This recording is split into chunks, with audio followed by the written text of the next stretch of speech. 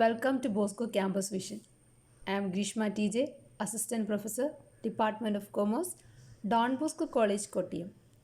This is the 37th lecture of Management Concepts and Thought.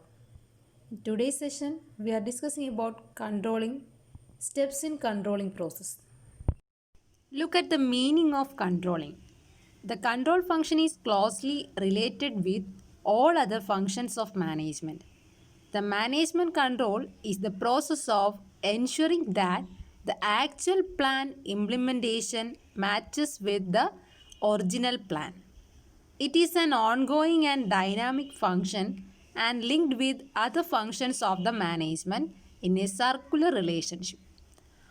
Controlling is a process by which managers assure that actual activities and results are in conformity with the planned activities and results. മാനേജ്മെൻറ്റിൻ്റെ 5 functions നമ്മൾ പഠിച്ചതാണ് planning, organising, staffing, directing and controlling. Control എന്ന് പറയുന്ന function മാനേജ്മെൻറ്റിൻ്റെ എല്ലാ ഫങ്ഷൻസുമായിട്ട് relate ചെയ്തിരിക്കുന്ന ഒന്നാണ്.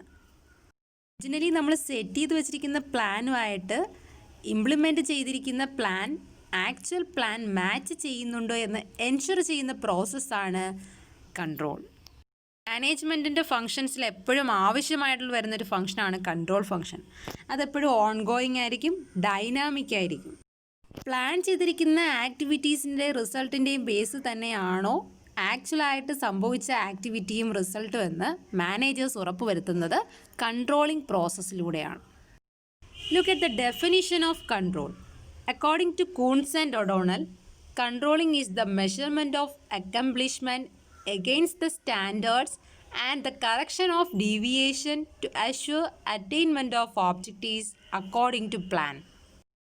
Coons and O'Donnell define ചെയ്തു കൺട്രോളിങ്ങിനെ set ചെയ്ത് വെച്ച സ്റ്റാൻഡേർഡ് അക്കംപ്ലിഷ് ചെയ്യുന്നതാണോ എന്ന് മെഷർ ചെയ്യുക, അതുപോലെ എന്തെങ്കിലും ഡീവിയേഷൻസ് ഉണ്ട് എങ്കിൽ അതിനെ കറക്റ്റ് ചെയ്ത് നമ്മുടെ പ്ലാനിനെ, നമ്മുടെ ഓബ്ജക്റ്റീവ്സിനെ അച്ചീവ് ചെയ്യുന്ന രീതിയിലാക്കി മാറ്റുന്നതും കൺട്രോളിങ്ങിൻ്റെ ഭാഗമായിട്ട് നടക്കുന്ന ഫംഗ്ഷനാണ്. Then look at the steps in control process. There are 4 steps in control. First one, establish standards and methods for measuring performance. Then measurement the performance with the standard. Then compare the actual performance with the standard performance. If there is any deviation, take corrective actions and re-evaluate standards. First step in control process is establishing standards. Standard represents criteria of performance. This implies the statement of goals and objectives envisaged under the planning process are stated in clear and measurable terms along with specific milestones. The standard should have some characteristics to produce effective performance.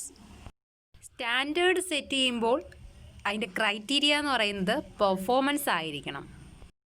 നമ്മൾ state ചെയ്തിരിക്കുന്ന നമ്മുടെ ഗോൾസും ഓബ്ജക്റ്റീവ്സും ഒക്കെ achieve ചെയ്യാൻ നമ്മൾ planning process നടത്തിയിട്ടുണ്ട്.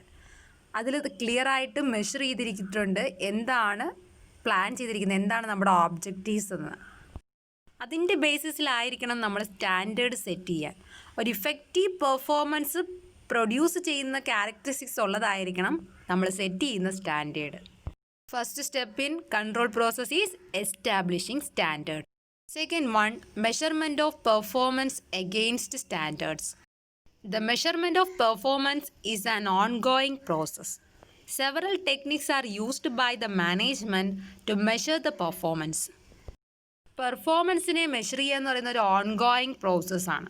ഒരുപാട് techniques management ഇപ്പോൾ പെർഫോമൻസിനെ measure ചെയ്യാൻ വേണ്ടി യൂസ് ചെയ്യുന്നുണ്ട്. സെക്കൻഡ് സ്റ്റെപ്പായിട്ട് ചെയ്യേണ്ടത് പെർഫോമൻസിനെ മെഷർ ചെയ്യുക എന്നുള്ളതാണ്.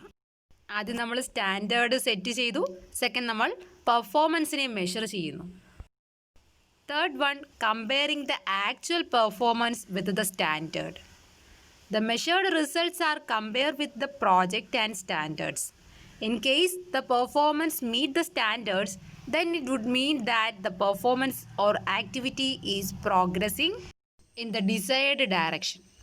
കൺട്രോളിങ്ങിൻ്റെ മൂന്നാമത്തെ സ്റ്റെപ്പ് എന്ന് പറയുന്നത് നമ്മൾ സെറ്റ് ചെയ്ത് വെച്ചിരിക്കുന്ന സ്റ്റാൻഡേർഡും നമുക്കുണ്ടായ ആക്ച്വൽ പെർഫോമൻസും തമ്മിൽ കമ്പയർ ചെയ്യുന്ന സ്റ്റെപ്പാണ് തേർഡ് സ്റ്റെപ്പ്. അപ്പോൾ നമ്മൾ സെറ്റ് ചെയ്തിരിക്കുന്ന സ്റ്റാൻഡേർഡ് അച്ചീവ് ചെയ്യുന്നതാണ്, അതനുസരിച്ചാണ് നമ്മുടെ ആക്ച്വൽ പെർഫോമൻസ് ഉണ്ടായത് എങ്കിൽ നമ്മുടെ പെർഫോമൻസും നമ്മുടെ ആക്ടിവിറ്റിയും ഡിസൈഡ് ഡയറക്ഷൻസ് അനുസരിച്ച് പ്രോഗ്രസ്സിങ് ആണെന്ന് പറയാം. The last step in control process is taking corrective action. In the situations when performance does not conform to the specified criteria of the standards, then it is necessary to take corrective measures to deal with the observed directions in the performance. ആക്ച്വലും സ്റ്റാൻഡേർഡുമായിട്ട് നമ്മൾ third സ്റ്റെപ്പിൽ compare ചെയ്തപ്പോൾ എന്തെങ്കിലും standard പെർഫോമൻസുമായിട്ട് actual performance match ചെയ്യുന്നില്ല എങ്കിൽ നമുക്കവിടെ corrective actions എടുക്കേണ്ടതായിട്ട് വരും. ആവശ്യമായ corrective measures എടുത്തുകൊണ്ട് നമുക്ക് നമ്മുടെ സ്റ്റാൻഡേർഡിലേക്ക് എത്തിക്കാൻ ശ്രമിക്കേണ്ടതുണ്ട്.